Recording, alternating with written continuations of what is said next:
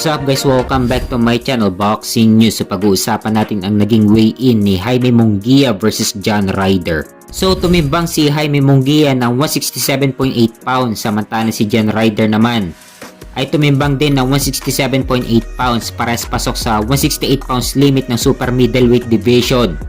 Kaya naman tuloy na ang laban nila bukas. May kartada si Jaime Munguia na 42 wins with 33 knockout at walang talo. Samantalang si John Ryder naman ay may kartada na 32 wins with 18 knockout at may 6 na talo.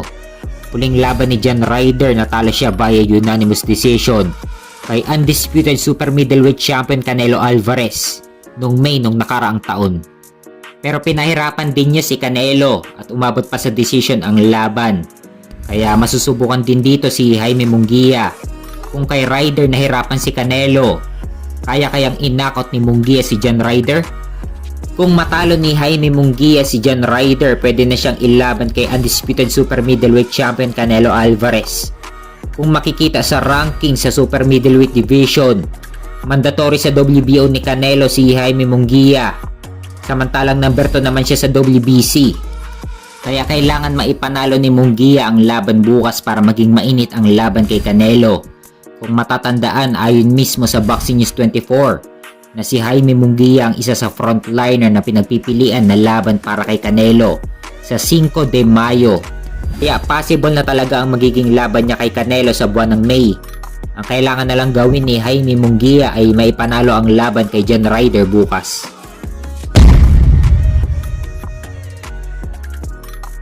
Sa kabilang banda naman, kasado na sa March 16 ang laban ni William Zepeda versus Maxi Huge, WBA at IBF lightweight title eliminator. So isang double title eliminator ang magiging laban nila.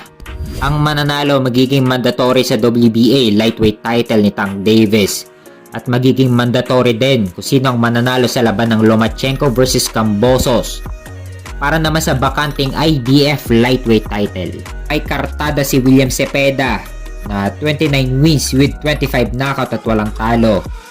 Tinalo niya si Mercito Hesta via knockout at tinalo naman niya si Jojo Diaz via unanimous decision. Samantalang si Maxi Huge ay may kartada na 26 wins with 5 knockout at may 6 na talo. Natalo na siya kay former unified lightweight champion George Kambosos via majority decision.